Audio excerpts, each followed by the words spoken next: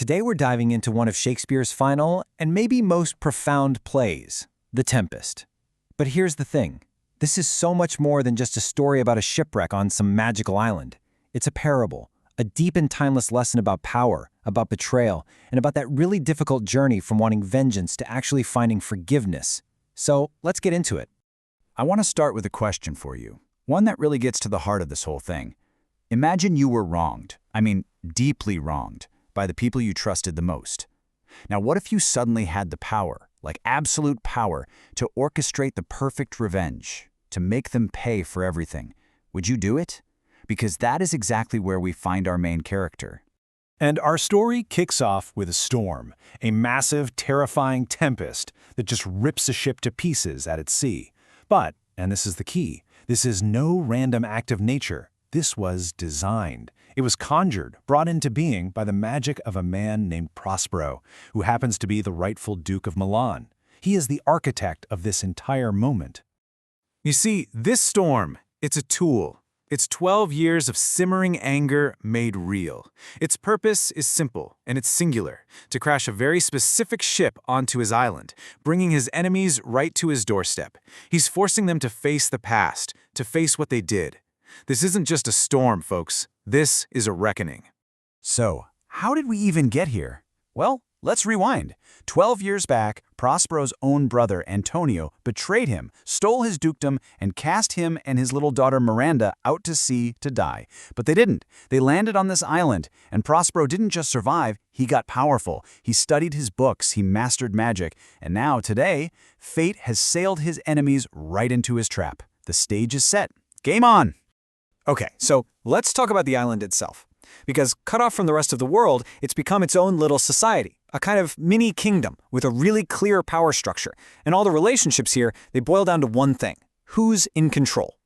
And you can see this perfectly in the two beings who serve Prospero. On one hand, you've got Ariel, this amazing airy spirit. Ariel serves him, yeah, but it's a deal based on a promise of freedom down the line. But on the other hand, you have Caliban. He was there first. It was his island. Prospero showed up and enslaved him. So for Caliban, Prospero isn't a master. He's an invader. And all of Prospero's attempts to civilize him have just made him more and more bitter. It really makes you question who has the right to rule, you know? So once the survivors wash ashore, Prospero doesn't just round them all up. Oh no, he's playing 4D chess here. With Ariel's help, he separates them, setting multiple plans in motion at once. He's testing his old enemies, he's watching a new conspiracy take shape, and, this is brilliant, he's engineering a romance between his daughter Miranda and Ferdinand, who just happens to be the son of his worst enemy. This isn't just some cute love story. It's a political masterstroke to build a better future from the wreckage of the past. And almost immediately, history starts to repeat itself. While one of the good guys, Gonzalo, is dreaming of a perfect class-free society on the island, Prospero's brother Antonio proves he hasn't learned a thing. He sees the grieving king not as a man to comfort, but as an opportunity. So he starts whispering in the king's brother's ear, trying to convince him to commit the exact same crime he did, murder for a crown. It just goes to show, some people never change. Meanwhile, in another corner of the island, a second, let's just say, less sophisticated murder plot is brewing. Caliban stumbles across two drunk servants from the shipwreck, and he thinks they must be powerful gods. So what does he do? He swears he'll be their new slave if they just help him kill Prospero. It's played for laughs, but it's also a pretty dark parallel. It shows that this lust for power, it exists at every level, from kings all the way down to clowns. So, with all these plots swirling around, what does Prospero do? Does he just strike them all down with a bolt of lightning? No. His plan is so much deeper than simple revenge. He's going to use his magic not as a weapon, but as a mirror to force his enemies to take a long, hard look at themselves, at the ugliness in their own souls. You have to think of Prospero as the ultimate director, staging the final act of his own life story. He conjures up a spectacular banquet for the starving nobles, and then makes it vanish just as they reach for it, as Ariel appears to accuse them of their crimes. He's creating these illusions, these spectacles. He's using the magic of theater itself to reveal the truth and create a new reality. He's both the judge and the playwright.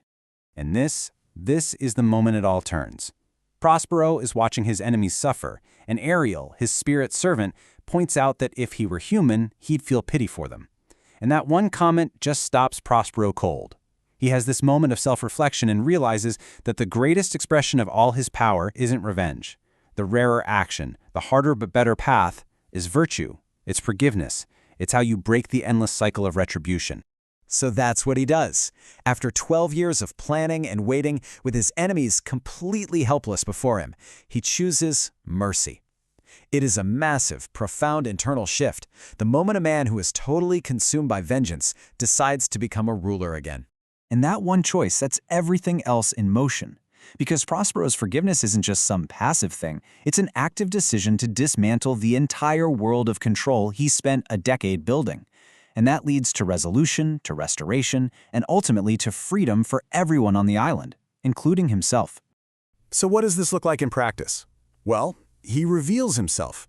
He forgives them once they show they're sorry. He reunites the king with his son, cementing that future peace. And then he does the most important thing of all. He vows to break his magic staff and drown his book, the very sources of all his incredible power. He's giving it all up. And that right there is the ultimate lesson of this whole parable. Prospero finally learns that true power isn't about controlling other people or nature or spirits. It's about self-control. It's about self-mastery. By giving up his magic, he's choosing to be human again, ready to be a duke not through force, but through grace. In the play's final moments, Prospero steps forward and speaks directly to the audience. Many people think this is Shakespeare's own farewell to writing. He says his project is over, his magic is gone, and now he needs our applause to set him free. It's such a powerful moment, and it forces us to reflect. What are the grudges, the desires for revenge, the need for control that keep us trapped on our own little islands? And what would it take for us to finally set ourselves free?